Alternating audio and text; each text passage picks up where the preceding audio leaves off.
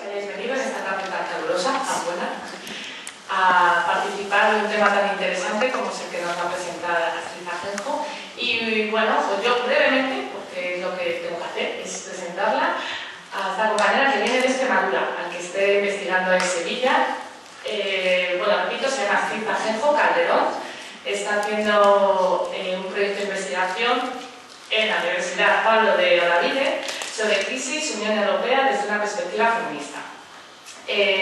Participa en distintos proyectos de investigación, desde, bueno, para plantearse el tema de usos del tiempo, y también tiene la otra visión desde la calle, ¿no? Desde la militancia. Participa también con setas feministas, ¿no? Con distintos proyectos de feministas autónomos. Entonces es también muy interesante porque se valora desde el lado académico y desde el lado de la calle.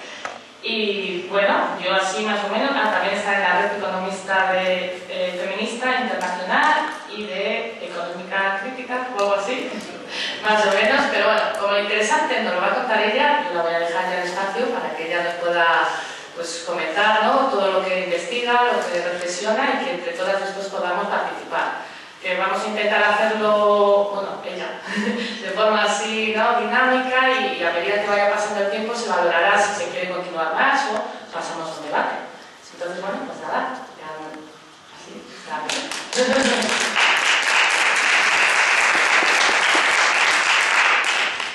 Hola, sí. Bueno, buenas tardes. Lo primero, agradecer la invitación a venir aquí a Burgos, que estoy encantada de la vida, además por este maravilloso tiempo. Muchas gracias por la presentación y sobre todo, es que de verdad poder compartir reflexiones en voz alta y que te escuchen es que es un lujo, de verdad. Entonces estoy realmente encantada de estar aquí. Bueno, yo el objeto de mi intervención, a la que os pido que me interrumpáis cuando queráis, yo hablo rápido, sin eses. Yo decir que hablo, sé que me consta que hablo rápido, o sea que no tengáis problema en pararme o insultarme, iba a decir, ¿no? Y bueno, el objeto de mi intervención, economía y feminismo, enfoques para revisar la crisis. He traído aquí una estructura, sí, para que entendamos un poquito cómo va a ser el orden de la presentación. Primero, pues economía feminista, esos tres movimientos clave de los que hablábamos hace un ratito aquí en las personas, para luego pasar al análisis de la crisis, ¿no? A ese contexto, a entender que es una crisis multidimensional, una crisis donde caben muchas crisis, ¿no? Y a valorar las estrategias de supervivencia que están feminizadas, como bien sabemos, ¿no? Individualizadas, invisibilizadas, precarizadas, ¿no? Pero no quedarnos solo ahí, ¿no? Sino también entender cómo en esas estrategias de supervivencia que estamos llevando a cabo, fundamentalmente las mujeres, también hay una serie de mecanismos de control, una serie de subjetividades o de conformación de nuestra subjetividad que nos hace cómplices de que esto se mantenga como tal, ¿no? Que eso yo creo que también es interesante. Y a partir de ahí, si luego ya tenemos tiempo, es un poco esta idea de las recetas, como siempre el compañero, ¿no? de esta propuesta de la sostenibilidad de la vida en el centro, que no sé si habéis tenido ocasión de leer o de hablar en torno a este concepto, que es bastante interesante y bastante sugerente, y es una propuesta clave de ciertos enfoques de la economía feminista que me gustaría un poquito entrar, ¿vale? Entonces, bueno, la economía feminista. Cuando decíamos tres movimientos clave, ¿no? Por sintetizar brevemente esos tres puntos. El primero, cuestionar los límites de lo que se entiende por economía. Segundo, ver la importancia clave que tienen las relaciones de género en este concepto de economía dominante y en no solo el concepto, sino también la propia actividad económica. Y en tercer lugar, ver que la economía feminista es una propuesta de transformación, no es solo una rama de pensamiento, ¿no? Sino que es una propuesta de acción política clara, con un posicionamiento político muy explícito. Probablemente, o la mayoría de las veces, anticapitalista. Digo la mayoría de las veces porque la economía feminista no es una. Aquí hay enfoques para regalar, ¿no? Pero bueno, yo os voy a hablar de cómo yo lo estudio, cómo yo lo veo, cómo yo lo leo. Entonces, bueno, ¿qué tenemos por economía? Vale. Economía, que viene del griego oikosnomía, que esto cada vez que se dice, yo cuando lo enteré que venía de esta idea de gestión del hogar, de la ley del hogar, de la ley de lo casero, dije, joder, no veas cómo se ha pervertido el tema, porque cómo se ha ido estrechando progresivamente esta noción. Cuando se habla de economía, o de forma convencional se suele diferenciar entre la economía como actividad económica, que sería esta idea de la forma o medio de satisfacer las necesidades humanas mediante una serie de recursos que se consideran escasos, ¿no? O sea, una definición muy genérica y muy convencional. Y se diferencia también de la economía como ciencia, que sería el conocimiento o el estudio de esa actividad. ¿Qué pasa? En economía feminista muchas veces se va de una a otra, o sea, ¿hasta qué punto conviene diferenciar entre actividad o ciencia? Bueno, la cuestión es, como actividad, repetimos, bueno, es la forma de satisfacer necesidades humanas mediante una serie de recursos que se consideran escasos. Vale, si pensamos en las necesidades humanas, sabemos que las personas tenemos necesidades materiales, ¿no? Que satisfacemos una serie de bienes y servicios, ¿no? Tenemos necesidad de protegernos del frío, de alimentarnos, de tener una vivienda, por ejemplo, que resguardarnos, etc. ¿No? Pero también tenemos una serie de necesidades inmateriales que tienen más que ver con esas dimensiones en torno a los afectos, a los cuidados, a la socialización, bueno, y que son necesidades que nos mantienen en pie y que nos mantienen vivas, sanas y productivas para todo ese sistema mercantil. Entonces, hay una serie de necesidades multidimensionales y hay una serie de recursos o de esferas de generación de esos recursos que también son válidas, ¿no? Hay un amplio abanico. Desde el mercado, ¿no? Donde tú vas y compras tus bienes o servicios, pagas por ellos y los tienes. Desde el ámbito de lo público, el Estado, ¿no? Donde cada vez menos, pero se pueden satisfacer ciertas necesidades. Desde el ámbito de los hogares, ¿no? Donde es la gestión cotidiana, esa forma de extender ese bienestar que nos puede venir dado desde las otras esferas, y sobre todo también desde las redes sociales y comunitarias como esa forma de extensión de lo que se lleva a cabo en el ámbito del hogar. Tenemos ahí una serie, repito, una serie de necesidades multidimensionales, ¿no? Materiales y inmateriales, y una serie de esferas de generación de esos recursos que también son variadas.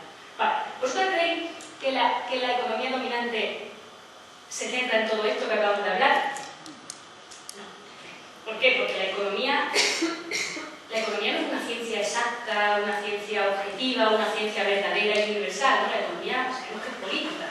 El conocimiento económico es un conocimiento político, un conocimiento situado que va a decidir, que en función también de la persona que esté investigando, de sus intereses, de sus preferencias, de la escuela de pensamiento que domine, pues se va a estudiar unas cosas o se van a estudiar otras, ¿no? Por eso esa pretensión de ciencia exacta, ¿no? Que nos quieren vender desde los poderes políticos de lo que es la economía es simplemente algo irreal y algo absurdo, ¿no? Porque, como decimos, todo conocimiento está situado y es político. Influye sobre lo que se va a estudiar y lo que no se va a estudiar. Como sabemos, la economía dominante, por lo que podemos ver incluso en los propios medios de comunicación, se centra única y exclusivamente en lo monetario, en lo mercantil, en los movimientos de dinero, es decir, en el ámbito de lo social, en el ámbito ambiental. Eso es como, a veces se habla de eso como externalidades o como lo de ya vendrán, o sea, las condiciones de vida de las personas vendrán o serán satisfechas en la medida que a un mercado le vaya bien, como bien sabemos. Bueno, entonces, influye sobre lo que se va a estudiar, sobre cómo se van a aceptar las teorías y las explicaciones, ¿no? Yo estudio economía, en la carrera, la economía neoclásica sería la rama de pensamiento que domina en el estudio de la economía, ¿no? Esta rama de pensamiento está estructurada alrededor de esta idea de equilibrio general de la economía, que suena como el equilibrio o sea, se supone que hay un equilibrio general de la economía donde todas las variables económicas se alinean por el planeta y llegamos a un punto de equilibrio. Entonces tú te pasas los 5 años de carrera buscando ese equilibrio. Entonces, bueno, ¿cómo buscas ese equilibrio? Bueno, pues primero lo que se hace es aislar las variables como si estuviéramos en un laboratorio. Por ejemplo, si queremos estudiar el desempleo y qué influencia tiene el desempleo y que suban los precios. Bueno, pues tú utilizas simplemente la variable desempleo y los precios, los pones en un eje así, haces un modelito, o sea, todo parte de supuestos. Supongamos una economía donde solo hay no sé qué y donde solo hay no sé cuánto. A esa variable le vamos a poner números. Por esos números vamos a hacer un modelo econométrico, un modelo estadístico, que al final, cuando lo resolvamos con unas operaciones estadísticas, financieras, matemáticas, que cada vez se van como enrevesando más, da lugar a una serie de teorías que lo que te explican es la causalidad entre esas variables. Muy bien. Claro, entonces tú, oye, que le puedes coger el truco, es algo entretenido la necesidad de economía, pero claro, tú sabes luego terminar la carrera, que la termine, que no soporte, y sales a la calle y dices, bueno, pues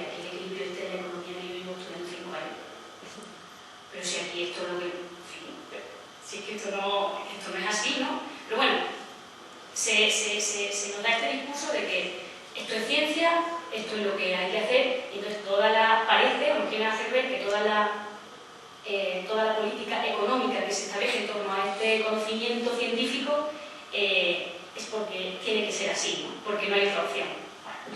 Bueno, pues precisamente es ahí donde entra la economía feminista, donde entra toda la economía crítica, viendo que efectivamente los modelos son necesarios, los modelos económicos, los modelos estadísticos son necesarios porque tú no puedes estudiar la realidad a escala 1, necesitas simplificarla. Un mapa, por ejemplo, no, o sea, necesitas simplificarla, acotarla para poder estudiarla, pero tú lo que no puedes es vender eso como una verdad absoluta, ocultando que lo que hay detrás es ideología y es política, ¿no? Y de paso ya, legitimas un orden social que es completamente injusto. Y eso es lo que pasa con la economía dominante. Eso es lo que verdaderamente ocurre. Entonces, como decimos, que este conocimiento esté situado, sea político, influye sobre lo que vamos a estudiar y lo que no, sobre cómo se van a aceptar las teorías y cómo se van a valorar los resultados. En la economía convencional, sí, el indicador estrella, ¿no? El trending topic de los indicadores económicos es el Producto Interior Bruto. El Producto Interior Bruto, que lo escuchamos en la noticia con demasiada frecuencia, lo que viene a decirnos es lo que ha aumentado la producción en un país en un año. Entonces, ¿ese es un criterio objetivo? O sea, que aumente la producción, que se pongan en marcha flujos de valorización del capital, ¿eso es positivo? ¿Eso es un objetivo neutro? Pero bueno, no, es un criterio político, porque tomamos la opción política de pensar que es positivo que se expandan los mercados. Pero el criterio podría ser perfectamente otro, podría estar basado, ¿qué te digo yo?, en la equidad. Así, ¿no? O sea, porque es toda la trampa de todo esto, ¿no? Que se esconde que lo que hay detrás es política. O sea, hay algo, no sé si...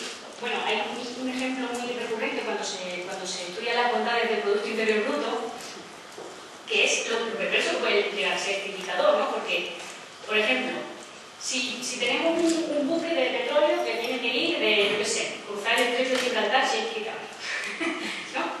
Entonces, ¿qué conviene más a la economía? Que el buque llegue al Producto Interior Bruto, que el buque llegue sano y salvo y deposite allí el petróleo, o que el buque naufrague.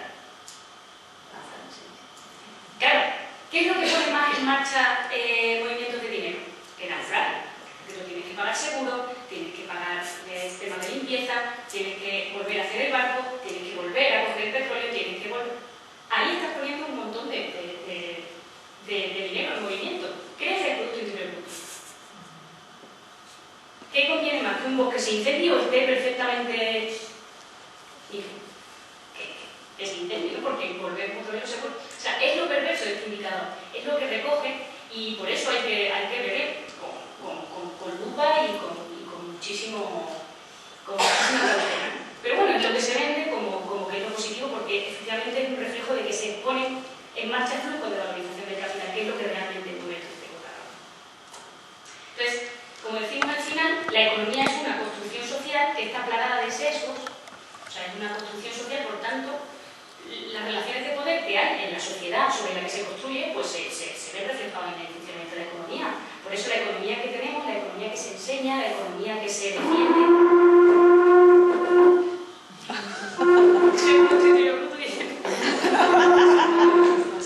¿Si hablo así me escucháis? No. Ah, bueno, déjate el tuyo. A ver, eso era el buque. Bueno, por eso, como decía, ¿no? la economía que tenemos es mercantilista, productivista. Los mercados son los que están en el centro, por supuesto es clasista, ¿no? O sea, pongo esa lupa y pongo esa imagen porque cuando uno piensa en economía, fundamentalmente va a pensar en un dibujito parecido a ese. Señores blancos hablando de cosas de gráficos y que nadie sabe muy bien de lo que eso que tiene que ver con la realidad. Bueno, pues es que es eso, ¿no? Es mercantilista, clasista, etnocéntrica en el sentido de que se estudia lo que pasa en los países de industrialización temprana, o sea, al final se estudia lo que pasa en el norte global. Y por supuesto antropocéntrica, ¿no? Que es lo que donde la economía feminista pone la lupa, antropocéntrica, o sea que la experiencia masculina es la que se considera como el todo. La experiencia masculina entendida como ese homo economicus, que es el agente representativo de este enfoque neoclásico, ¿no? Que es un agente que no tiene responsabilidades familiares, que es un agente completamente racional, que no se ve sesgado o influenciado por la sociedad, sino que simplemente va a conseguir su punto óptimo de de satisfacción de sus necesidades, claro, pero solo de las suyas. Bueno, por eso se califica como un docente final. Es todo un poco chapa, así que... Aquí tengo un gráfico que yo creo que pone el manifiesto. Esta visión secada o el hecho de que la economía dominante tenga esas fronteras tan estrechas y tan excluyentes. Esto es un gráfico que representa el flujo circular de la renta, ¿no? Cómo conseguimos la trabajo, la clase trabajadora, cómo consigue su sustento, ¿no? Bueno, nosotros somos fuerza de trabajo, que vamos a las empresas, en las empresas vendemos nuestra fuerza de trabajo a cambio de un salario, ese salario llega a los hogares y de los hogares va directamente, sin saber cómo, repercute. Yo es que viendo este gráfico, que es el que se enseña, repito, que es lo que te enseña, repercute directamente en la fuerza de trabajo. Dices tú, bueno, pues sí, como simplificación de la realidad, desde luego la han clavado. Pero claro, ¿qué es lo que se está ocultando ahí? ¿No? Pues todo esto es un gráfico que tiene que agarrar porque yo creo que es bastante importante. ¿Qué es lo que no se está viendo?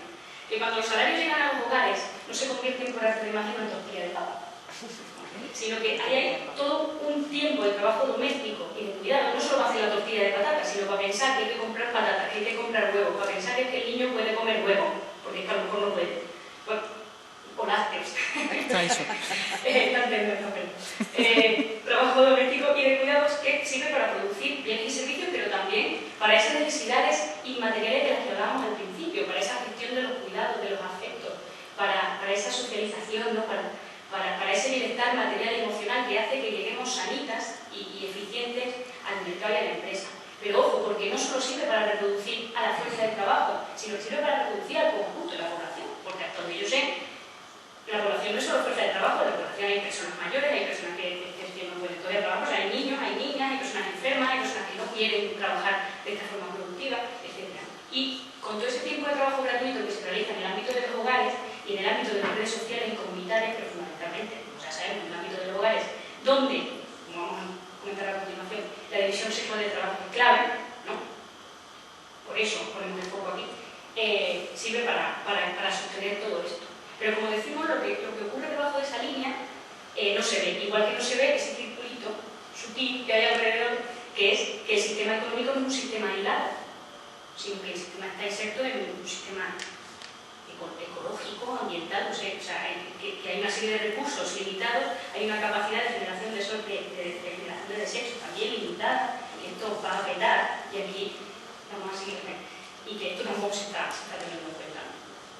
Por eso, desde la economía feminista, como comentábamos hace un momento, se habla de la metáfora del iceberg, ¿no? Porque lo que se ve, lo que se estudia, lo que se defiende, lo que se considera que es una responsabilidad colectiva del conjunto de la sociedad es lo que flota, es lo de arriba, es lo productivo. Mientras que lo de abajo no se ve, no se valora, no se protege, sí que hay que protegerlo, que eso no podemos entrar. Y tiene que estar ahí porque si no lo otro no flota. Porque tiene que estar ahí, no que flote, o sea, porque si no lo otro no se sostiene. Y eso, ¿por qué es clave desde un punto de vista feminista? Porque, como decíamos, aquí no es que solo haya dos partes claramente diferenciadas y que una tiene que estar necesariamente oculta para mantener a la otra, sino que aquí las estructuras de desigualdad entre los géneros son claves. Porque hay una desigualdad, una distribución desigual del trabajo en base al sexo, porque hay una familia nuclear que es la concreción micro de esa división sexual del trabajo, porque hay toda una serie de una ética reaccionaria del cuidado que está diciéndonos cómo tenemos que construir nuestras identidades, cómo tenemos que gestionar nuestros propios cuerpos, ¿no? Y como veremos ahora, eso funciona. Y el capitalismo y el patriarcado eso lo saben, y funciona, y lo saben. Entonces, esta es la segunda parte de ese segundo movimiento clave que se estudia desde la economía feminista, que es precisamente poner de manifiesto, visibilizar estas normas de género que están actuando para que eso flote y lo otro esté oculto. Y para que haya un rato, traigo fotos que son de mucha anima. A ver, aquí, ¿qué vemos? Aquí, ¿cuánta gente hay trabajando?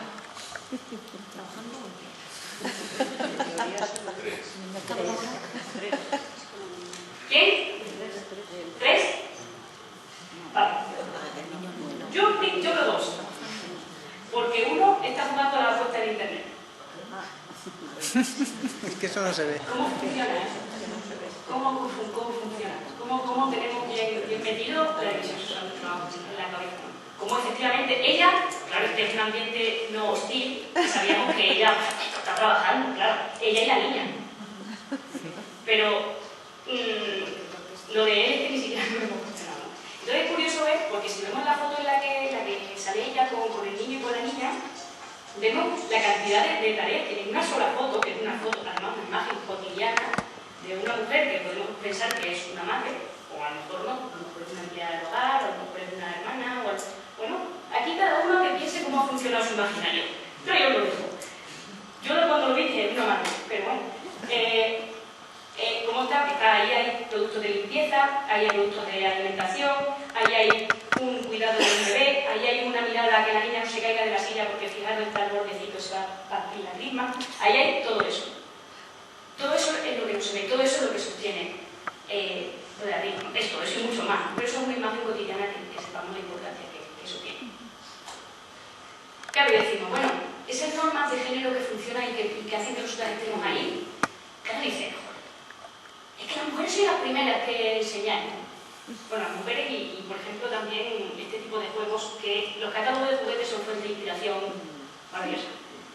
Fíjate, el capítulo de la limpieza se pone, por si dudábamos, pone Girls, Dogs, Only.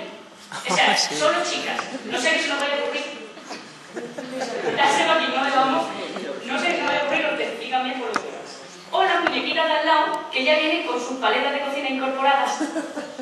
Porque, bueno, eso es así, para tener posibilidades. Con las paletas de cocina. Más. Este es un juego ya de hace tiempo, ¿no? De hundir la flota. Si tú, el primero es el juego normal y el segundo, la parte de abajo se hace zoom en la esquinita. Que se ve cómo están dos señores ahí, que pueden ser, otra vez el imaginario de la familia nuclear funcionando, el padre y el hijo, ¿no? Jugando alegremente, mientras la madre y la hija, repito, familia nuclear, están mirando sonrientes cómo juegan. Maravilloso. Bueno, pero dice, joder, pero claro, es que ese juego se ve que eso del año, que las cosas están cambiando, pues sí, es verdad. Estos son juegos de la DS, Nintendo DS. Os aseguro que no hay para chicos. O sea, imagina ser cocinera, imagina ser mamá, imagina la boda perfecta, hay toda una gama, te imaginas. Juegos de consola de la Nintendo. O este es mi favorito. Madre mía, son dos ordenadorcitos de juguete, ¿no? Está el Voice Laptop, que tiene 50 funciones, el de las mujeres, que es rosa, porque además nosotros tenemos una necesidad de rosas que tenemos que satisfacer. Tiene solo 25 funciones, no sé a qué nos liemos. Claro, genial. Y luego, además, si os fijáis, el de las chicas es más barato, porque claro, es como, acostúmbrate a que vas a cobrar menos.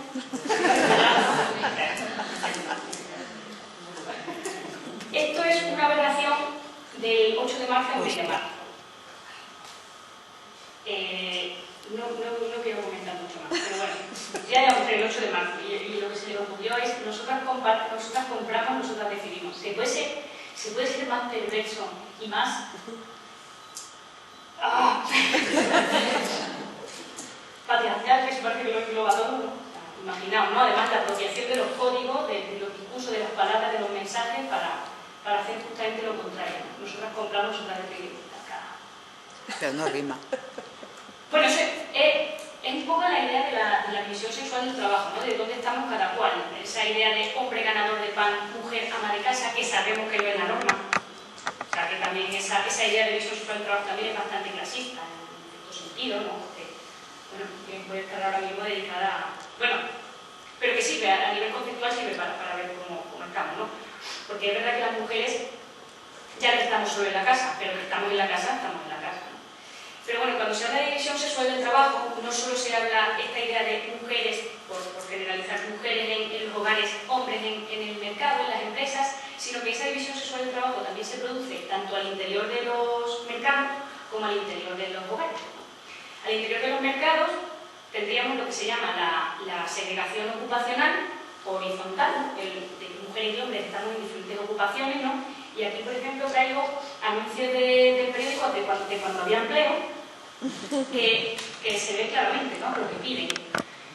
Jóvenes con carrera de ingeniero técnico, secretaria bilingüe, un negocio muy femenino, que es perfumería y estética, es súper regular, encargado de obra, empresa de señoritas, para telemarketing. O sea, ¿cómo hay una segregación ocupacional claramente, ¿no? Donde hay sectores muy feminizados y hay sectores también muy masculinizados, y eso es así. Pero esa segregación ocupacional no solo en horizontal, sino también en vertical, en el sentido de que las mujeres no llegamos o no nos dejan llegar o no a determinado tipo de puestos de decisión, ¿no? Es lo que en la literatura se conoce o bien como techo de cristal, o también ya últimamente se está empezando mucho, desde mi punto de vista mucho más acertado a hablar de suelo pegajoso, ¿no? Porque no llega encima, ¿no? Y simplemente hay que ver los datos de las mujeres en alto cargo de la Administración General del Estado, en el tema en las universidades, por ejemplo. Hay muchas más estudiantes muchas más estudiantes chicas, muchas más alumnas que alumnos, pero luego en el profesorado más intermedio, digamos, también suele ser a la par, pero cuando tú te vas a ver datos de catedráticos y catedráticas, es increíble, ¿no? Estamos hablando de un 15%. O por ejemplo en los consejos de administración, de IBEX 35, etc., ¿no? Y eso es una realidad, ¿no? ¿Por qué no estamos las mujeres ahí? Pues todo eso es lo que se trata de ver, ¿no? Porque todo eso influye. Bueno, esto es una foto para ilustrar un poco lo que hablábamos antes, ¿no? Los de arriba son los representantes del IBEX 35 con Ronco, ya se ha jubilado, bueno, lo ha jubilado, pero lo han despachado, ¿no? Y los de abajo es una de las conferencias iberoamericanas de no sé qué, un par de años, donde os aseguro que hay una mujer. Buscarla. Sí. Bueno, pues esto es un poco los puestos de decisión son claramente masculinizados. Y si las mujeres no estamos ahí, pues claro. Los privilegios aquí nadie los suelta. O sea, sabemos que los privilegios hay que ganarlos, ¿no? Que los derechos se ganan, no se conceden. Y si las mujeres no estamos, pues claro. Y no estamos no porque no queramos, no por casualidad. Entonces, bueno, antes de entrar en este tema que acabo de dar aquí, también quería hablar que la división sexual del trabajo, como hemos dicho, se produce a nivel global de mujeres en un sitio, mujeres en el hogar, concretamente en los mercados, también a nivel del interior de los mercados, con las ocupaciones y los puestos de decisión, pero también al interior de los hogares. O sea, las tareas que realizan hombres y mujeres en el ámbito de lo doméstico también son muy distintas, ¿no? Podemos decir, está estudiado por los estudios de uso del tiempo, bueno, que por supuesto las mujeres realizan mucho más tiempo de trabajo doméstico, pero a nivel de las tareas, por ejemplo, las mujeres suelen realizar las que son más repetitivas, las que hay que hacer cada día, probablemente las menos gratificantes, las que tienen menos repercusión en el ámbito de lo público, y los hombres harían las que sí tienen más que ver con esta gestión en el ámbito de lo público, o no son tan repetitivas, sino más casuales, más de fin de semana, y eso es también una realidad. O sea que también hay esa división en el interior de las propias tareas domésticas. Que decimos, bueno, los hombres estáis cada vez más en el ámbito de los hogares. Dice Teresa Torms que efectivamente las personas que más han cambiado su mentalidad, ella habla de los hijos de las clases medias urbanas, ¿no? Y ciertamente es así, ¿no? O sea, tengo mis compañeros, por ejemplo, en Sevilla, no tiene nada que ver con mis amigos, por ejemplo, en el pueblo, ¿no? Y se ve que claro, que es distinto, pero joder, también te digo una cosa, faltaría más que no hubiera habido un cambio de mentalidad. Pero bueno, claro que se va viendo avances, pero el uso del tiempo tampoco muestra un cambio. Estamos hablando de que ellos han aumentado 20 minutos en tareas domésticas, ¿no? O sea y además hay dudas si ese aumento en el trabajo doméstico de los hombres es por esta situación de desempleo o por... Bueno, ahí hay... que ha sido un desempleo, sobre todo en los primeros años de la crisis, muy masculinizado, ¿no? Porque afectó a sectores estratégicos, ¿no? Como la construcción y todo lo derivado, ¿no? Bueno, ahí los estudios están en ello. Entonces, bueno,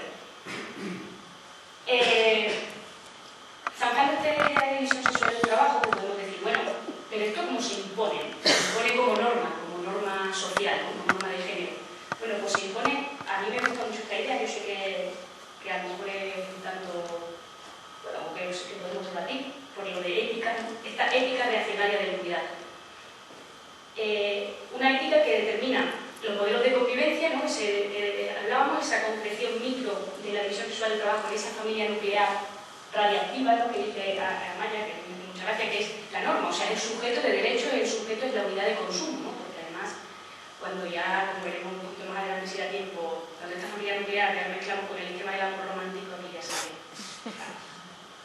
Entonces, bueno, saco esta foto porque me hace mucha gracia. Alfa y Omega es una publicación católica del arzobispado de Madrid. Y bueno, abolir la ideología de género. No dicen feminismo, no sé, que alguien les proponga en Wikipedia y vea que no es eso. Pero bueno, es interesante. También se impone como norma a partir de, como decíamos, esta construcción sexual de las identidades. Las identidades de las mujeres siempre altruistas, no siempre para los otros, ¿no? Vaciadas de proyectos propios, como norma hablo, ¿no? Siempre la madre, la cuidadora, la sostenedora emocional y material, ¿no? Hoy cuando venía por aquí para acá en el metro, me hace mucha gracia, venía una señora a mi lado y la ha llamado un señor que yo, claro, la construcción le he hecho al marido. Un marido que no encontraba tupper para echar la cruz. Y ella iba de viaje, claro. Y ella le ha, os aseguro que hasta 10 minutos diciendo, mira a ver si en el armario de tal. No, pues mira, ahora te va otro armario y al fondo de tal, de como, o sea, perfectamente ubicado todo y además, ¿dónde sabe lo que tiene que llamar para encontrar el tupper?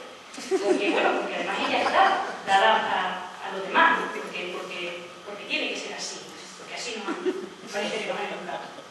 Mientras que podemos decir que esa identidad de hombres es mucho más individual, más centrada en su proyecto profesional, ¿no? Al que ella apoya, al que ella cede hablo de las normas, de cómo se estudia.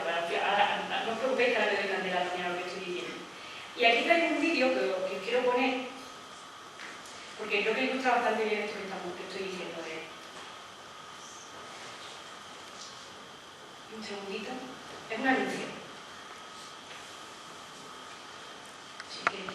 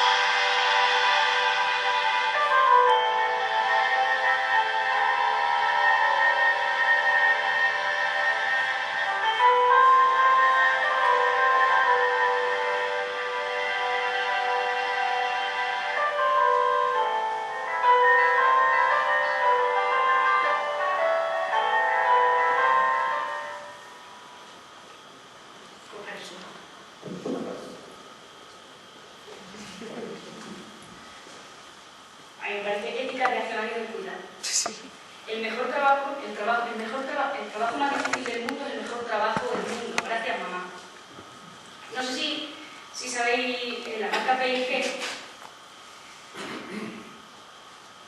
es esto, un Fairy, el Ariel.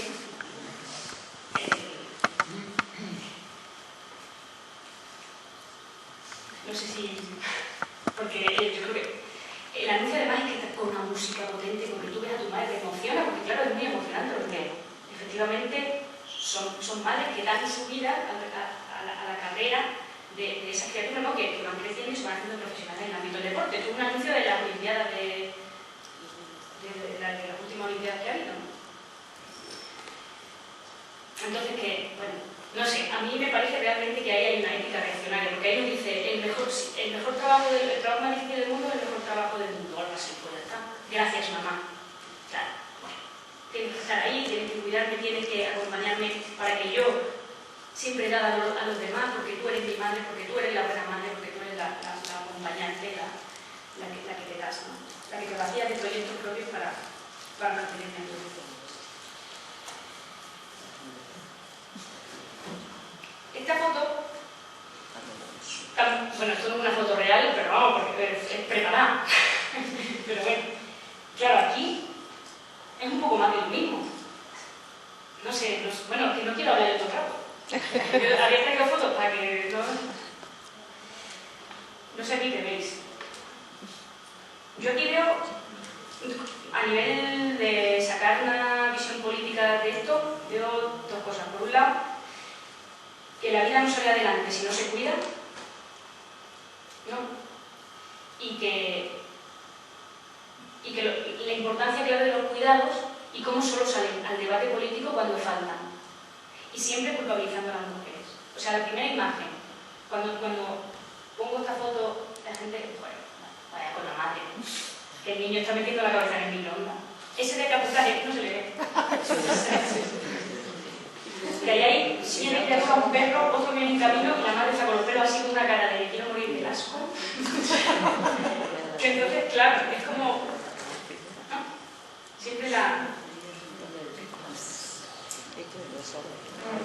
Claro, huelga de cuidados. ¿Qué es ¿no? eso? Lo importante que sería, imaginaos, ¿no? cuando te ponemos huelga de mujeres en huelga de cuidados, ¿no? Bueno, el caos. Pero es interesante, ¿no? Ver, de verdad, ver que, jolín, por ejemplo, cuando se habla de los institutos o la adolescencia, es que hay que ver los chavales adolescentes que están y que son unos cafres, que claro, como se guían con la tele porque las madres están trabajando. Siempre salen al debate político solo cuando faltan. O sea, ¿por qué es tan visual y tan potente una huelga, por ejemplo, de basuras? Cuidado, ¿no? En el ámbito de lo público. ¿Por qué? Porque, claro, solo porque cuando faltan, traen. Bueno, pues yo creo que esto es una reflexión interesante que tenemos que hacer y no valorarlo, obviamente, solo cuando faltan, sino... Es como cuando solo valoras que estás sana porque cuando estás enferma, ¿no? Y te jode con lo bien que estaba yo ayer y no me dolían las muelas, ¿no? Y por último, por hacer una esquema un poco simplificado, podríamos decir que esta dimensión que se impone como norma también a partir de este control del cuerpo de las mujeres, ¿no? Cuerpos reglados, disciplinados, que tienen que cumplir con un estatuto en torno al comportamiento que tenemos que tener las mujeres, a la apariencia, a absolutamente todo, ¿no? A nuestra sexualidad, a nuestra reproducción, a todo, ¿no? Y eso no solo nos viene desde la literatura, desde el cine, desde la publicidad, desde la escuela, desde los libros de texto, desde los libros de religión, desde absolutamente todos los sitios, ¿no? Cómo nos tienen que decir qué tenemos que hacer con nuestros cuerpos y cómo, ¿no? Y bueno, en fin, que voy a decir de la reforma de la ley del aborto, ¿no? Que es un ejemplo claro de todo esto. Y estas fotos es que estamos hartos de ver este tipo de cosas, ¿no? Esto es lo busqué para esto, ¿no? Lo de Vogue. El trabajo empieza ahora, perfecta hasta el parto. Es como tenemos que cumplir el estatuto de cuerpo que se nos pide. O sea, cuerpo para objeto, cuerpo para la reproducción y luego, por supuesto, perfecta, ¿no? O sea, es lo ideal, ¿no? Una que acaba de ser madre y que encima no está perfecta. Bueno, pues eso es así como funciona esto y así es como las mujeres, o bueno, no voy a decir las mujeres, porque no tengo que hablar de las mujeres, pero así como por lo menos yo me siento, ¿no?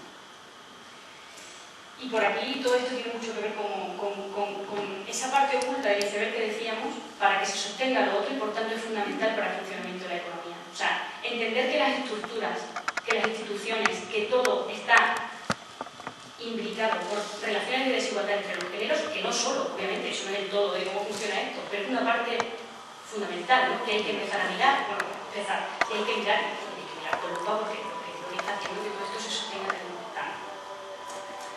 Entonces, bueno, un poco esta idea, ¿no? Que en el Congreso Feminista no se trata solo de hablar de las mujeres o de nuestros intereses, ¿no? Pensando además que las mujeres somos un agente homogéneo, que no estamos cruzadas por otros entes de poder como la clase, la edad, el estatus migratorio, la diversidad sexual, la diversidad funcional, el venir de lo rural o de lo urbano, etc., ¿no? O sea, economía feminista no es mujeres y economía, precisamente porque corremos el riesgo a lo mejor de hablar de solo de las mujeres que tienen voz, mujeres blancas, occidentales, de clase, creo de clase media, de renta media, bueno, entonces por eso yo creo que es mucho más interesante empezar a ver como la estructura, ¿no? Y ver cómo todo eso se produce y se reproduce, cómo se crean y se recrean las relaciones de poder en el funcionamiento de la economía entre mujeres y hombres y también, por supuesto, entre las propias mujeres.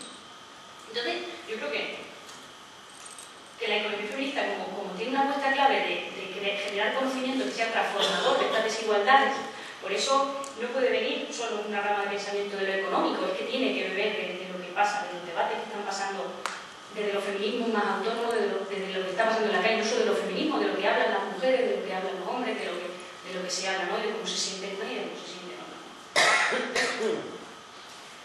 Al final, en esta idea de construir un conocimiento que sea transformador, que ponga en cuestión esta estructura social organizada en torno a los mercados y solo en torno a ellos, ¿no? Poniendo la vida a su servicio, o sea, y empezar a pensar que nuestra vida, o sea, es que nos han vendido un ideal de autosuficiencia que es falso. O sea, las personas somos interdependientes. Nuestra vida, la vida, como veíamos en la foto de la señora del pelucán, es vulnerable y es precaria y no sale adelante si no se cuida. No sale adelante si no se cuida. Y nos tenemos que cuidar y no nos podemos cuidar nosotras solas, ¿no? Y tenemos además esa dependencia de las personas respecto a otras, respecto al entorno, respecto... Es que yo creo que confundimos esa falsa idea de independencia con autonomía, por supuesto que autonomía, pero esa independencia, esa autosuficiencia es algo ficticio, es algo irreal, es algo que le viene al pedo, al patriarcado, para vendernos luego su discurso individualista y su discurso de salvarse quien pueda y su discurso de 20 metros cuadrados de piso y en un octavo y lo miren para abajo, no sé que mire lo que pasa a tu alrededor. Entonces, es poner de manifiesto eso, que la vida es vulnerable y precaria, que somos interdependientes, ecodependientes, y que para que la vida salga adelante es necesario que se cumplan una serie de condiciones sociales, ambientales que no son automáticas y que nos tenemos que organizar socialmente para que se den. Entonces la clave es, bueno, ¿cómo nos vamos a organizar para que se den? O sea, como decíamos antes, tenemos una serie de necesidades que satisfacer, tenemos una serie de recursos o de esferas de generación de esos recursos determinadas. ¿Qué valor queremos darle al mercado en esa satisfacción de nuestras necesidades? ¿Queremos que el mercado sea el principal satisfactor? ¿O queremos que lo sean solo los hogares? ¿O queremos que lo público tenga cada vez más importancia o menos? ¿O queremos que lo comunitario tenga cada vez más importancia o menos? Etcétera. O sea, hay que debatir y empezar a ver, yo creo que esa última pregunta es clave, ¿no? ¿Cómo y en qué medida la economía que tenemos hoy sostiene o no la vida? ¿En qué condiciones? Sospechoso, ¿eh?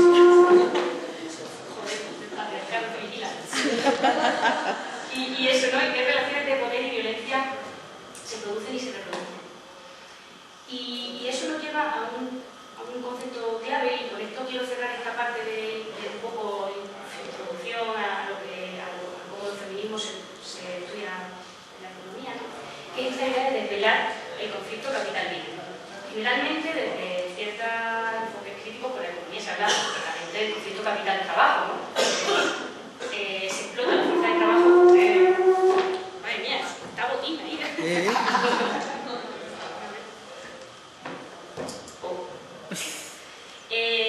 O sea, se explota la fuerza de trabajo para alimentar la tasa de ganancia. Eso es como un básico, ¿no?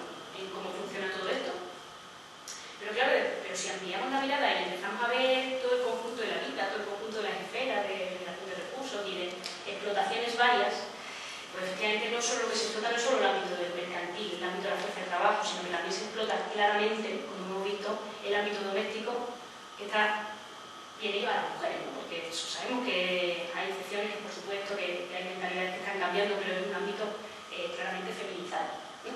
Pero también se está produciendo una apropiación de los recursos públicos, traemos a todas estas privatizaciones, que es lo que quiero entrar ahora, y toda la posesión de los bienes comunes, ¿no?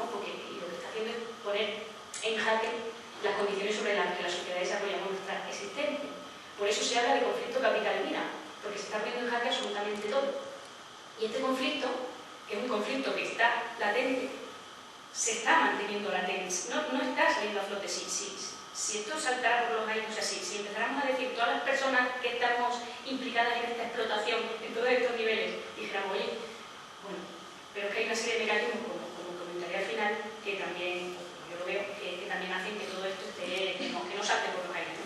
Entonces, esta idea de conflicto capital-vida, que yo creo que es muy potente y muy sugerente, y a mí me sirve mucho para estudiar lo que estudio, cierto que hay que aterrizarlo en la realidad y decir, bueno, sí, conflicto capital-vida, pero esas palabras, la vida, el capital, que ya saben que además los mercados, ¿no? Que es como decir, bueno, los mercados tienen nombre y apellido, vamos a empezar a saber quiénes son, porque es que al final es algo etéreo y se anda bien etéreo, ¿saben? Como que no sabemos quiénes son, pero bueno, quiero decir, estos palabras conviene aterrizarlos en un momento histórico concreto y en un espacio concreto. Entonces yo lo que es como la segunda parte de la intervención, que no sé si antes de comenzar, si queréis, pues, si queremos comentar algo, yo me centro sobre todo en el estudio de la crisis, en el contexto europeo, en el contexto español, pero ampliado al contexto europeo porque ciertamente en los últimos 40 años el papel de los estados se ha reestructurado, ¿no?, para supeditar sus actuaciones a esas lógicas de acumulación a escala global. Como veremos ahora, entonces no tiene mucho sentido hablar solo de lo que ocurre en el marco de un país, de un estado, y entonces me gusta ver cómo funciona ese conflicto en este marco de esta crisis y de este espacio concreto. Entonces, bueno, yo puedo seguir con la chapa, que como veis me gusta, ¿no? Pero bueno, no sé si yo sigo, ¿eh? Sí. Pero joder,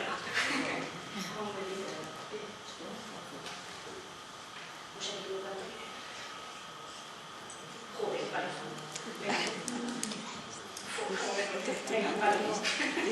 Bueno, como decimos, entonces ahora enfoco toda esta teoría que acabamos así un poco de comentar y de dejar así un poco con pincelada, pues de alguna manera es lo que yo me hallo, o sea, no vengo a dar verdades, sino vengo a contaros por dónde andan mis reflexiones, situarlas en este momento concreto, ¿no?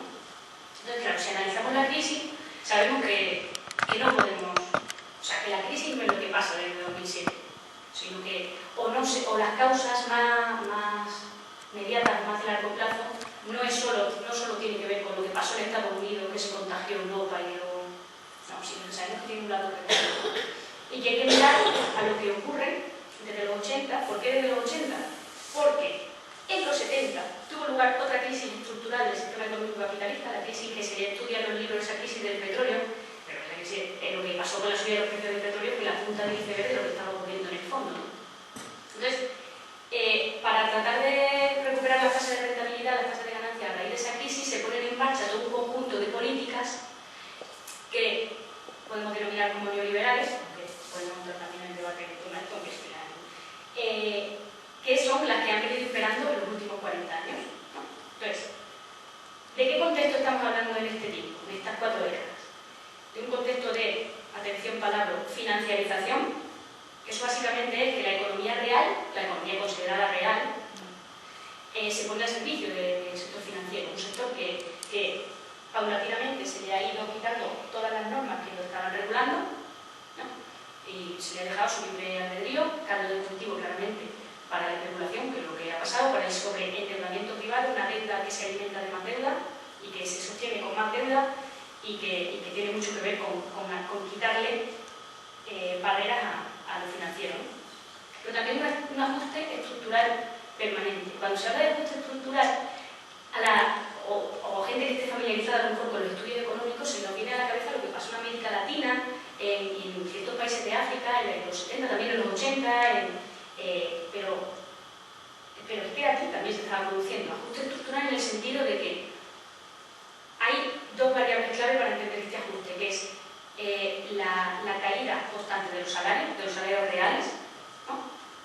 Y el ajuste también vía gasto público, es decir, se recortan salarios y se recortan gasto público, fundamentalmente gasto social. Eso es un continuo en los últimos 40 años. Y es unido a un contexto de Unión Europea que, como decimos, es toda una institución política, discursiva, institucional, que lo que ha hecho ha sido situar por derecho a los mercados en el centro. Lo que ocurre a los mercados es una responsabilidad colectiva, es una responsabilidad política, y al resto nos irá bien si a los mercados les va bien, ¿no? Vaciando ya de paso con eso de contenido democrático las instituciones, la toma de decisiones, y alejándolas de los procesos de reproducción social, de los procesos de gestión cotidiana de la vida, ¿no? La Unión Europea, cuando sale esto de la encuesta, es que la gente está como muy alejada de lo que pasa en la Unión Europea. La Unión Europea está alejada de la gente. ¿Por qué? Porque la Unión Europea está centrada en los mercados. Entonces, ¿cuáles han sido los ejes de actuación?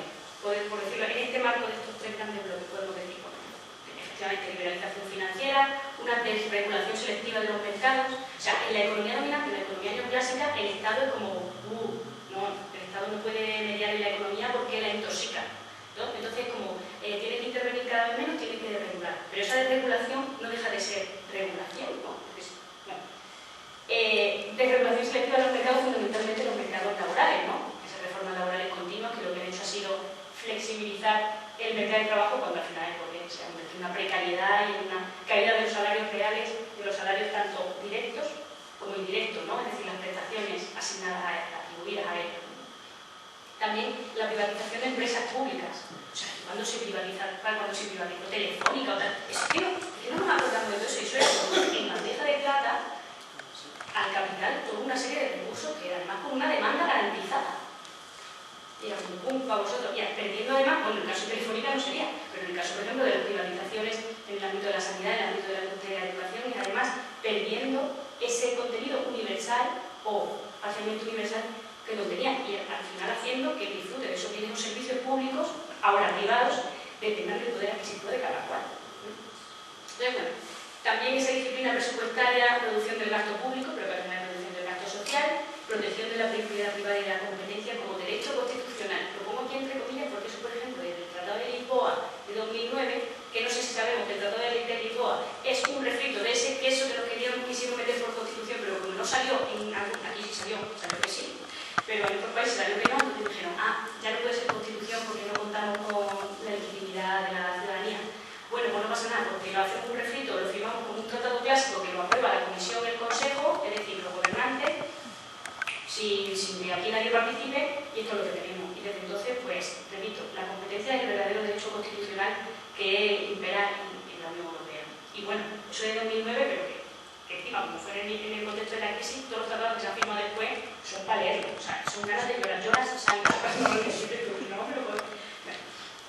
Y todo, cuando impera, aquí además en el contexto aquí nuestro, en el contexto del Estado español, cuando además nos integramos en la Unión Europea, en todas estas políticas neoliberales, aquí además coincide con este periodo de transición a un nuevo orden político, ¿no? A la democracia. O sea que coincide en el tiempo una apertura al exterior, una apertura en muchos sentidos, una apertura simbólica donde ese discurso de Europa igual a bienestar, igual a democracia, hizo que se legitimara el estar en estas instituciones, este tipo de estructura supraestatal, y que se viera como algo positivo. Y eso yo creo que ha calado hondo, haciendo que además que como que lo positivo ya vendrá, ¿no? Como esas promesas incumplidas de la transición, probablemente, ese bienestar, ese estado de bienestar que parecía que venía, pero que nunca llegó, ¿no? O al menos no tanto como debería ser en un estado social. Entonces, esta vía de actuación de esos últimos 40 años, ¿qué implica eso en la cotidianidad de las personas? Bueno, pues por un lado, si estamos diciendo que se privatiza, que ya hay un montón en la vida cotidiana, me refiero, en cómo satisfacemos nuestras necesidades, pues hay un montón de necesidades que al final tienen que pasar por el consumo, por pagar por satisfacerlas, ¿no? Porque si por lo público ya cada vez se viene estrechando y cada vez hay menos posibilidad de satisfacerlas por ahí, pues tiene que ser a base de dinero, y por supuesto a base de lugares, como bien sabemos y como bien veremos a la continuación, ¿no? Es decir, que se produce este estrechamiento entre ese nexo entre la calidad de vida y la capacidad de consumo. Cada vez necesitamos más pasta para comprar, para satisfacer nuestras necesidades por los mercados, porque lo público cada vez es más estrechito. Pero se da una paradoja, que por otro lado, a partir de esas reformas laborales continuas, ¿no? De precarización absoluta del mercado de trabajo, a partir de esas reformas fiscales regresivas, progresivas, es decir, que al final paga más quien menos tiene. O sea, porque, por ejemplo, que se suba el IVA, eso es lo más inequitativo, lo más injusto, porque el IVA lo pago yo, igual que lo paga el mismo porcentaje, igual que lo paga Botín, ¿no? O sea, hay una forma de reformar todo el sistema fiscal de una forma progresiva que no se está teniendo en cuenta de ninguna manera, ¿no? O la propia reforma de las pensiones, que al final es en base al ahorro. O sea, eso sí que sálvate, o sea, sabes si te pueda. Es decir, que necesitamos cada vez más dinero, pero por otro lado, esa obtención de ese dinero cada vez es más inestable, más insegura, más precaria, de forma que llegamos a un momento así en el que, y esto yo como lo hago, ¿no? Entonces aquí también, sobre todo en nuestro contexto, entra un elemento clave en esto último, con el que se preparaba todo este caldo cultivo, que es el endeudamiento. O sea, el endeudamiento ha sido el motor de crecimiento de las últimas décadas en España y en los países de la periferia europea. En Europa, por decirlo de algún modo así simple, de un análisis centro-periferia, podríamos decir que está compuesta de países importadores deudores y países exportadores acreedores. Importador deudor, el nuestro. Exportador acreedor, Alemania. Acreedor en el sentido de que yo doy el dinero para que se financien los deudores. Es decir, ese modelo funciona, ese engranaje está pensado y las normas europeas están pensadas para que ese engranaje siga así. De ahí que, por ejemplo, cuando empezó también toda esta transición, todo este momento que podría haber sido aprovechado para esa industrialización del Estado, al final, ¿cuál fue el modelo de crecimiento? Fue turismo, fue servicio, fundamentalmente. Bueno, como decíamos, el endeudamiento como trampa, que como trampa en el sentido de que ha sido la principal fuente de crecimiento, pero también ha sido un mecanismo disciplinador claro. O sea, porque si tú tienes una deuda, yo qué sé, yo lo hablo con mi amiga, a lo mejor que por X o Y se metieron en una hipoteca y están ahora mismo en una circunstancia en la empresa a la que siguen horrorosa. Y yo digo, joder, lo organizaron, yo qué sé. Y la respuesta básica es, ya que tengo una hipoteca. Es que es como, es el disciplinamiento claro, ¿cómo nos han metido por ahí? Entonces, al final, en todo este contexto, en toda esta maraña de paradojas que se están produciendo, al final lo que pasa es que para una amplia mayoría de personas que no tienen una situación estable en el mercado de trabajo, que no tienen esa renta del capital, se produce esta situación de vulnerabilidad y de incertidumbre o de intensificación de lo que en el movimiento feminista llamamos la precariedad de la vida, que se entiende como la inseguridad en el acceso sostenido a los recursos para ese proyecto de vida elegida. Recursos de todo tipo, ¿no? ¿Qué pasa con la crisis, como veremos ahora, desde que está ya en los últimos años?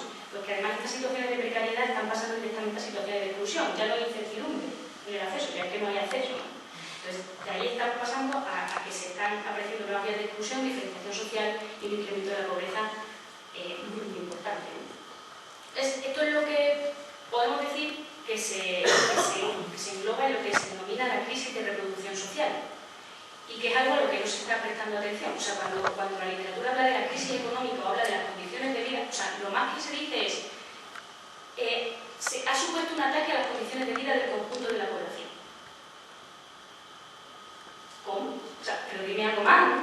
Entonces, por eso la economía feminista, que atiende a la gestión cotidiana de la vida y sobre todo al reparto de los tiempos, los trabajos y tal, aquí puede ofrecer una mirada interesante, complementaria y, desde mi punto de vista, fundamental. Entonces, bueno, como decíamos, una crisis donde caben muchas crisis, ¿no? Porque una de la dimensión concreta de que no consigamos esas expectativas de reducción en el norte global y esta idea de crisis de los cuidados. Crisis de los cuidados, ¿por qué? Porque el sistema de cuidados tradicional, esta idea de a la mujer dada a los demás, mujer que está totalmente disponible, plenamente disponible para cuidar al resto, eso se desmorona. ¿Por qué?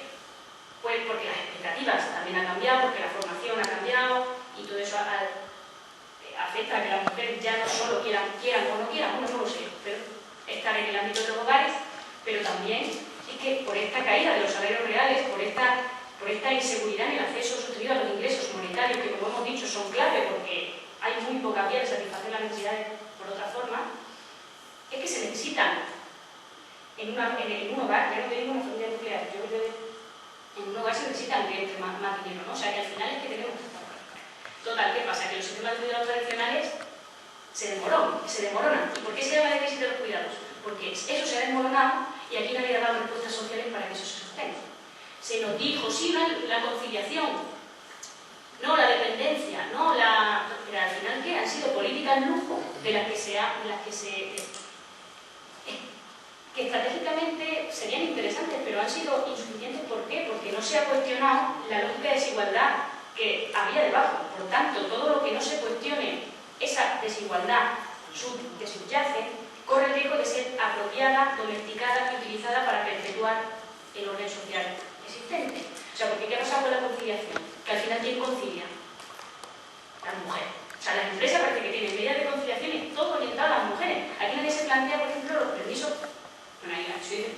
por paternidad, por ejemplo, obligatorios, personales intransferibles, ¿no? Es como plantear eso, plantear una locura. Bueno, pues si queremos corresponsabilizarnos socialmente de los cuidados de que o atendemos a nuestras criaturas, a nuestras personas enfermas, a nuestras personas mayores, o esto qué carajo de vida estamos llevando a cabo. Bueno, ¿qué pasa? Que no hay esa respuesta social. Entonces los cuidados actuales son insatisfactorios, insuficientes, precarios y no libremente elegidos por quien lo siguen asumiendo, que son las mujeres. Bueno, pues esta es otra dimensión de la crisis de la que por supuesto la literatura convencional no habla. Y todo esto además también en el marco de esas otras crisis que ya vayan poniendo en jaque al sistema, ¿no? Esa crisis ecológica con el calentamiento global, agotamiento de los recursos naturales, colapso de la biodiversidad como tres elementos clave, ¿no? O también esa crisis de representación y crisis de la democracia, que al final se ve que la democracia es un simple mecanismo para sostener a los mercados, ¿no? Cómo se ve que esa brecha entre partidos políticos, sindicatos y las personas, no sé, eso es algo que merece la pena mirar también, porque está ocurriendo, ¿no? Entonces decimos, vale, pues en todo este marco, o sea, porque eso ya venía pasando, pues en 2007-2008 estalla la crisis la crisis financiera, la crisis económica, la que ha copado todo el interés mediático, todo el interés político, todo el interés de la ciudadanía, hay que salvar a los mercados, porque claro, si no se desmorona todo esto. Entonces, si recordamos el contexto que se venía generando con la política económica neoliberal de los últimos 40 años, al final se está generando un contexto de sobreendeudamiento privado, tanto por parte de los hogares, que decíamos, como no tenemos dinero para consumir, nos endeudamos, pero fundamentalmente por parte de los organismos privados, ¿no? De bancos, inversores institucionales, ¿no? También hacían su negocio las agencias de calificación, toda una deuda que se sostenía con más deuda. Creo que a mí me gusta hacer un ejercicio aquí de simpleza, de que decían de supongamos una economía, para entender un poco esto de los bancos como yo sé que probablemente la había escuchado, pero yo creo que es un ejercicio que interesa. O sea, supongamos una economía en la que somos ellos, la economía, para que veas, pues así son los problemas de la red. Supongamos una economía de dos. Entonces tú tienes 100 euros y yo te tengo, y yo te digo, déjame 50 euros, por favor, que es que estoy pelada, y tú me das 50 euros. ¿Cuánto dinero hay en la economía? En el conjunto. 100. Y de 50 yo digo 50, ¿no? Vale. Bueno, pues ahora, en este supuesto, entra un tercer agente, que es un intermediario, un banco, tú, ¿qué dices? Te dice a él, tú déjame tus 100 euros a mí, que yo te los guardo, que además, porque yo tengo una caja fuerte que casi no se te pierde, no te lo roban, entonces que además yo si tú me lo dejas, yo te voy a dar un interés y tal, en fin, tú déjamelo que yo te lo guardo también. Yo te digo, venga, vale, yo las condiciones, ¿no? Porque venga, yo te lo dejo. Tú depositas tus 100 euros en ella. Y ahora voy yo y te pido los 50 euros, déjame 50 euros y tal. Tú le dices, porque yo ya no los tengo porque se lo he dado a ella, pídeselo a ella, pídeselo al banco. Toda que viene al banco, me hace una entrevista interesante y me dan los 50 euros, además me lo dan en mano. Toma, 50 euros. ¿Cuánto dinero hay en la economía? ¿Tú cuánto tienes? Yo no tengo nada. Bueno, no tengo un papelito, pero me cuesta. Pero yo, bueno, se supone que bien. Bien, y yo tengo 50. 150. ¿Cuánto dinero hay en la economía? 150. Manda. 150. La magia. ¿Cómo se crea el dinero? Por la deuda que yo he contraído. Así es el negocio del banco. Esto es una simpleza, pero básicamente es ese, ¿no? O sea, al final, que la deuda tenga una base real, sobre todo a medida que se han ido quitando normas a lo financiero, me refiero, ha dejado de carecer de importancia. O sea, el negocio es la deuda. Por eso se concedían hipotecas, las que decían, pero como tal concedido hipotecas iban un pago 2 años y no sé qué. Sí. Bueno, porque al final el negocio era la deuda. Porque además esa deuda, sabemos que la ponían en un papelito, ese papelito lo recortaban, hacían un collage y lo repartían por tal, al final nadie sabía quién tenía el papelito de la deuda. Toda esa orgía financiera era lo que estaba pasando, ¿no? Entonces, ¿qué pasa? Que ahí se produce lo que pasa en la crisis financiera, ¿no? Que, bueno, por un montón de factores, pero bueno, el elemento es que estalla la crisis de las hipotecas en Estados Unidos por una bajada de tipo de interés, porque está con el pánico, tal, que el sector financiero, el sector bancario en Estados Unidos cae, esta idea de la crisis de la hipoteca subprime, que fue como así muy mediático. ¿Qué pasa? Que eso hace que explote la burbuja financiera inmobiliaria, porque todo se sostiene, o sea, el hecho de que se concedieran hipotecas a Marco no era porque también se había producido una liberalización del suelo, aquí lo sabemos bien, ¿no? Bueno, todo era como que la burbuja inmobiliaria y la burbuja de la construcción era dos caras de la misma moneda. Total, que explota todo esto y claramente, claro, eso se contagia rápidamente a la economía que se considera real, ¿no? Se cae la actividad económica, empieza el desempleo, ¿no? ¿Qué pasa? El rescate tiene que salir, el Estado tiene que salir al rescate de esas entidades, ¿no? Porque se está, de esas entidades y de la propia economía. Si recordamos en el 2009, uno de los planes estrella que hubo aquí fue el famoso Plan E. No sé si os recordáis, el Plan E era fundamentalmente creación de empleo público. Era dinero que se daba a los municipios para que crearan empleo público más comunizado, porque al final, no sé, se podría haber creado con ese dinero público servicios de cuidado público, por ejemplo, ¿no? Pero no. Se hizo para hacer obras, para hacer zanjas y cosas así, que no socialmente necesarias. Total, eran planes de gasto tanto para poner en marcha todo este empleo, toda esta actividad económica y también un montón de pastaca gorda para rescatar a los bancos. Claro, ¿qué pasa? Que si tú sueltas dinero, tantísimo dinero, y no estás teniendo ingresos, porque la actividad económica ha disminuido claramente, ¿no? El tema de impuestos, ya no recaudas tanto por impuestos, sobre todo por temas de trabajo. Claro, es decir, tu balance gastos públicos e ingresos, claro, incurre en déficit claramente. Entonces, tienes que financiarte de algún modo. ¿Cómo se financian los estados? Pues por un lado, puedes disminuir gastos en otras partidas, claramente, se ha hecho. Subir los impuestos, aquí las primeras subidas de IVA fueron en 2009, creo, o sea, y constantemente la del IVA, como hemos dicho, es la más injusta, también se ha subido tramos de el impuesto de sociedades y eso y de los bienes patrimoniales, mira qué poco, porque claro, sabemos quién está de calma. Bueno, y sobre todo, una forma que tienen los estados de financiarse es lo que se llama emitiendo deuda, títulos de deuda. O sea, yo tengo un déficit de 100, entonces emito un papelito para que tú me lo compres por valor de 100, ¿no? Entonces intento que así financiarme.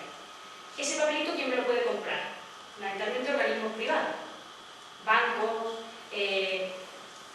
fondos de inversión, inversores institucionales, etc., ¿no? Y ahí hay un juego, que no encuentro, pero hay un juego de tipos de interés, de cómo, o sea, para que a un inversor privado, o sea, a un banco, por ejemplo, le interese comprar mi deuda, o sea, financiarme, es decir, prestarme dinero, yo le tengo que ofrecer un tipo de interés muy elevado, es decir, oye, que mi deuda de verdad es muy rentable, de verdad cómpramela, que esto es una maravilla y cómpramela. Entonces, el banco me dice, sí, yo te la voy a comprar, como está, prefiero, yo te la voy a comprar, pero tú eso, me tienes que asegurar que esos tipos de intereses van a estar siempre elevados y además me tienes que demostrar que el pago de esos intereses, el pago de esos intereses de la deuda es lo primero para ti.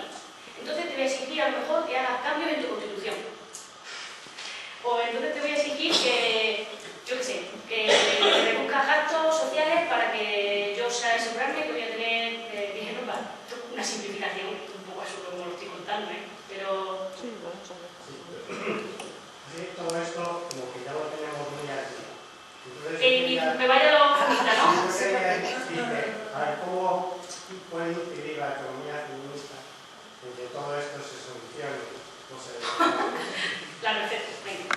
Bueno, un poco de rollo era simplemente por ver cómo voy a ir ahora mismo, ¿eh? A ver cómo todo esto la trampa de la deuda es que no es casual, o sea, que la economía feminista tiene que atender a esto. La economía feminista no es las cosas de las casas, es que es esto también, ¿no?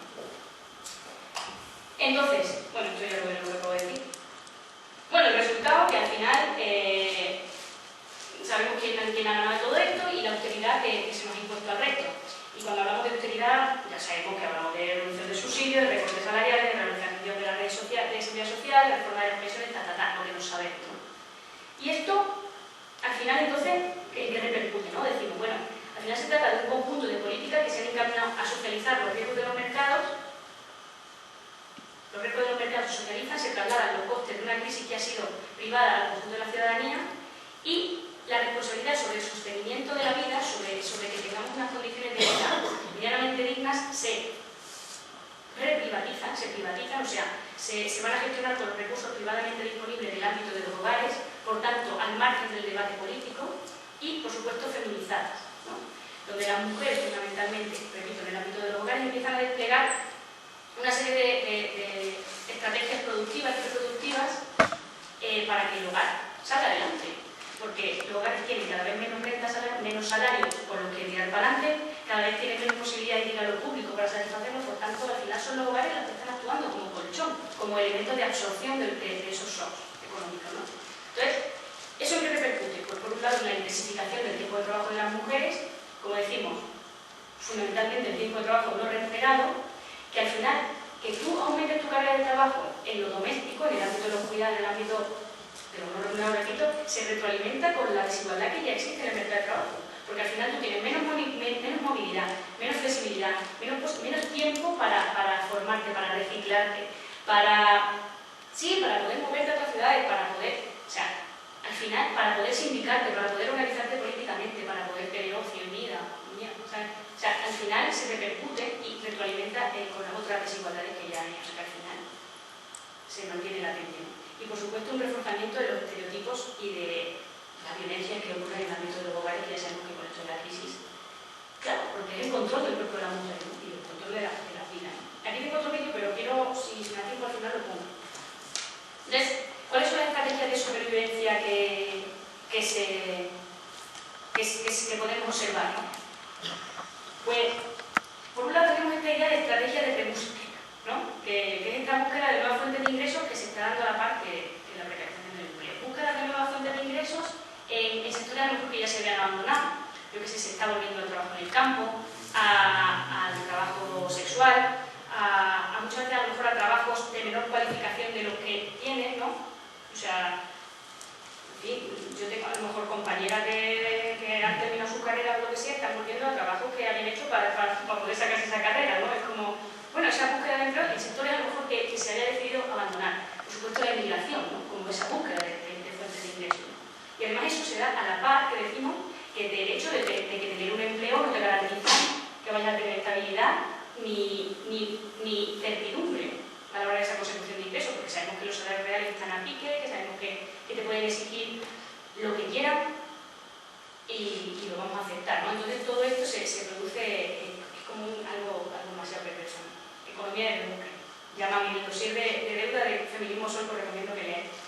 Otra estrategia que podemos ver es esta idea de economía gratis, que es lo que comentábamos, pues sustituir ese trabajo esa satisfacción de necesidades, esa generación de recursos que antes se conseguía pues pagando, pues con trabajo gratis, con trabajo no remunerado en el ámbito de los hogares sobre todo, ¿no? O sea, si ahora ya por ejemplo no hay guarderías públicas y no tenemos dinero en el hogar para que la criatura vaya a la guardia privada, alguien se tiene que quedar al cargo. ¿Quién se queda al cargo? Espérate, que la abuela vive cerca, pero a lo mejor no. Si no vive cerca, alguien tiene que renunciar o se despliegan esa redistribución generacional del trabajo a madres, abuelas, hermanas, que son las que se están haciendo cargo, o se contrata de forma precarizada a una persona, o bien se renuncia al trabajo. Al final, luego encima, otra vez que se retroalimenta con la desigualdad del trabajo, si alguien tiene que renunciar al trabajo, imaginamos esta idea heterosexual de familia nuclear, ¿no? Las mujeres realmente tenemos empleos peores, empleos precarios, con un salario más bajo, a lo mejor a tiempo parcial. Entonces, si hay que decidir, pues muchas veces las mujeres, ¿no? Porque además a ellos se une esa naturalización de que las tareas domésticas pues, las hacemos muchísimo con nosotras. Bueno, y esta economía gratis, ¿no? También de reducir los niveles de consumo. Vale, y la... Madre mía. Bueno, y también... La clave. Pero sí que, bueno, venga, espérate. Más o menos esto no suena, ¿me entiendes? Vale, otra vez. No sé que en el debate salgan ahí esas estrategias. No, 10. Sí, a las 10. 10, bueno. O sea, nos quedaría como media horita de... Vale. charla, ¿no? Venga, rápido. Bueno, la economía de redes, sobre todo los miembros de la familia, poner a disposición todo lo que es un tema local. Esto es como que estrategias que se están viendo. Que al final lo que hace es, repetimos, que el conflicto que permanezca latente, que no salga a flote.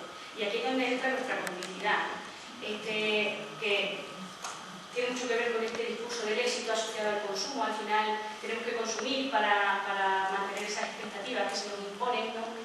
Este idea del modelo de trabajadora consumidora con derechos, que acepta ser explotada, estar endeudada, pasamos por esa idea de éxito, por esa idea de cumplimiento de las expectativas, ¿no?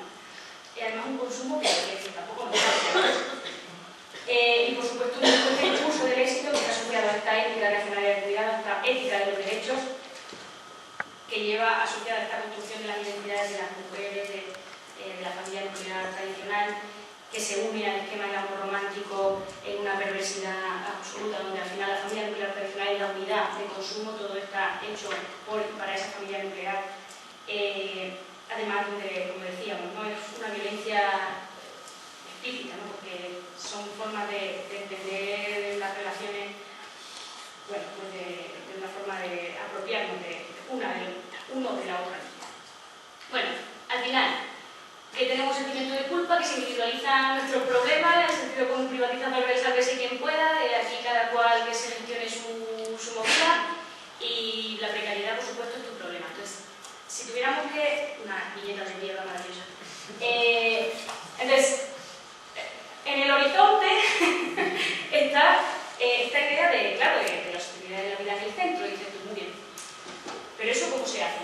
Y veníamos comentando cuando veníamos paseando para acá, que no se puede plantear desde la reforma o revolución. A los hechos me remito, ¿no? O sea, aquí tenemos que combinar las respuestas urgentes en el corto plazo con los mecanismos que tenemos a nuestro alcance, incluso desde el ámbito de la política pública, pero también en el ámbito de los circuitos alternativos, de toda una serie de elementos que tenemos a nuestro alcance, pero siempre creando espacios de debate en los que empezar a plantear qué vida tenemos y cómo nos queremos organizar en torno a esa vida. O sea, aquí yo creo que, como decíamos, hay que pasar diferentes niveles. El nivel personal yo creo que pasa claramente por rechazar esa culpabilización, ese sentimiento de culpa de no he hecho lo suficiente. Yo soy responsable de lo que está pasando, pero como decía antes, el látigo yo lo estoy dejando y voy a empezar a mirarme, voy a empezar a ver qué consumo, porque a lo mejor, es verdad, no consumo, no entro en los circuitos estos más grandes de supermercados y tal en lo que alimento, pero a lo mejor voy al cine y veo Crepúsculo.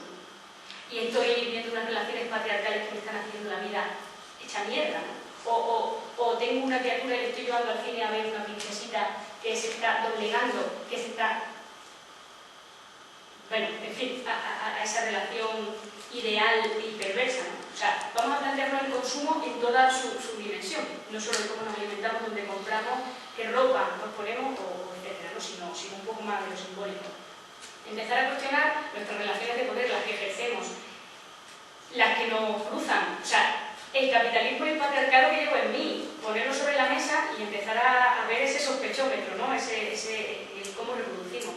Y yo creo que pasando de lo personal, lo social y lo comunitario lo vamos a tener mucho más claro, porque a la hora de repartir los trabajos, a la hora de luchar por una distribución más justa, por luchar por otros medios de consumo, lo vamos a tener mucho más claro, porque va a partir de nosotras, ¿no? O sea, y tenemos, como decíamos, espacios en los que ya se están haciendo cosas. Tenemos una economía social y solidaria feminista que tiene una serie de elementos que resultan bastante importantes, ¿no?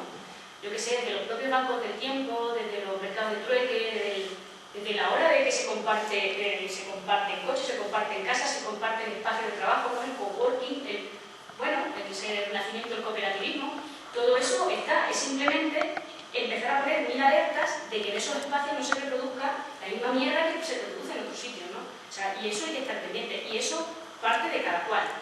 Por eso yo creo que el nivel ese de pasar del sentimiento de culpa y empezar a sentirnos no como víctimas, sino como personas con agencia, con voz, y decir, vale, es que yo ejerzo poder, es que yo consumo X o Y, es que yo estoy alimentando todo esto. Viéndolo en fin, de verdad, de dejar el látigo, que sí, pero que seamos conscientes de que lo reproducimos, ¿no? Y en el nivel macro, claro, pues no solo pensar en nuevos contenidos de las políticas públicas, sino también en otras formas de decidir. Ahora tenemos aquí a la vuelta de la esquina unas elecciones, ¿no? Bueno, a ver qué pasa, ¿no? Si la gente quiere decidir de esa forma o no, o a qué iniciativa se les está dando su voto, quién se lo dé, quién no se lo dé, ver también qué pasa ahí, ¿no? Si queremos esa forma de decidir, queremos otras formas más democráticas, o si es que la palabra democracia no se nos queda demasiado lejana y pretendemos otras cuestiones, ¿no? Entonces, ¿germen de cambio hay en las políticas públicas? En algunas sí. O sea, por ejemplo, los permisos, exigir los permisos por paternidad, que ya hay una plataforma que lo está exigiendo, que le podemos poner un montón de pero que se consigue que por ley los hombres tengan un permiso por paternidad obligatorio personal intransferible. O sea, sí, eso puede ser, de verdad, eso puede ser clave. De verdad, porque en el ámbito de la empresa, pues es que eso, yo no sé cómo se puede conseguir todo eso, pero hay posibilidades y hay estudios que están viendo todas esas posibilidades de financiar esos permisos por paternidad. Pero que yo no tenga ese perjuicio a la hora de enfrentar una entrevista de trabajo, o que yo por quedarme embarazada no sepa que voy directamente a la calle en cuanto vuelva otra vez al trabajo, porque a mi compañero, si lo tengo, le están también pagando, le está también suponiendo un coste a la empresa, ya no va a haber ese perjuicio. Probablemente a lo mejor lo que pasaría es que la humanidad se extinguiría, pero bueno, hay posibilidades en las políticas públicas, ¿no? Y pongo ese ejemplo como nuevas versiones o nuevas reformas que se están planteando en torno a la propia ley de dependencia, ¿no? ¿Qué es eso de paguitas? ¿No? Vamos a empezar a valorar de forma digna a las cuidadoras que se van a profesionalizar. Es un paso intermedio para que haya una corresponsabilidad social y general. Queda pasito a paso, ¿no? ¿Verdad? En serio, lo de la revolución, joder, ojalá, ¿no? Pero es que mirad las calles. También hay procesos de empoderamiento de las mujeres, formas de organización, formas de financiar movimientos. No están los fondos de mujeres, por ejemplo, donde se están financiando colectivos feministas directamente, ¿no? Donde se están lanzando alternativas. Nos organizamos perfectamente. O sea, tenemos una capacidad de organización, tenemos una posibilidad mediática con internet, o sea, tenemos posibilidades de organizarnos, ¿no? Aprovechémosla, creemos la sinergia, ¿no?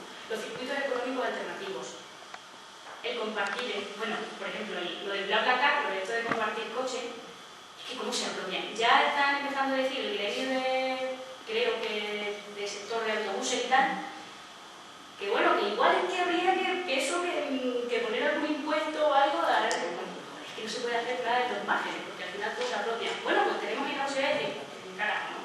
¿Cómo vas a saber tú con quién comparto yo mi coche o por qué? Bueno, ahí tenemos formas, ¿no? Y por supuesto tenemos medios de comunicación colectivos, tenemos internet, que eso llega a todos los sitios, no hay posibilidades. Tenemos datos contrastados, tenemos gente cada vez estudiando más estos temas, o sea, vamos a empezar a cuestionar cuál es el conocimiento válido, vamos a empezar a entender que el conocimiento puede venir de un montón de espacios y vamos a ver con esos datos, vamos a hacer diagnósticos cada vez más reales o, bueno, reales.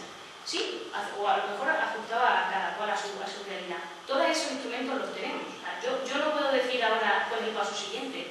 Si pudiera decir cuál es el paso siguiente, tenía aquí una cosa de esa.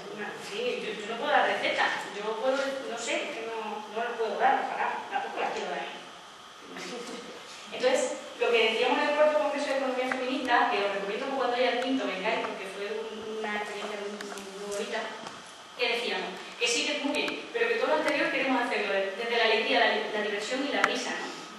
Porque eso de una vida que merezca la pena, servibilidad, no, vamos a empezar a hacer acciones creativas, vamos a empezar a movernos de otra forma, vamos a empezar a echar la imaginación, o sea, seguir resistiendo con los elementos tradicionales probablemente tienen su importancia, pero hasta qué punto el sistema no sabe que esos circuitos están, que esos agujeritos están y saben que por ahí no podemos entrar. Vamos a empezar a pensarlo, vamos a echar imaginación, creatividad y vamos a abrir el espacio, ¿no?, al placer, al golpe y al que si no puedo bailar no hay revolución, ¿no? Pues esa es la idea. Y de verdad, y aquí tenemos que pensar todas y todo y no esperar a que venga alguien que se supone que tiene que saber del tema para que nos diga cómo es lo que hay que hacer, que aquí somos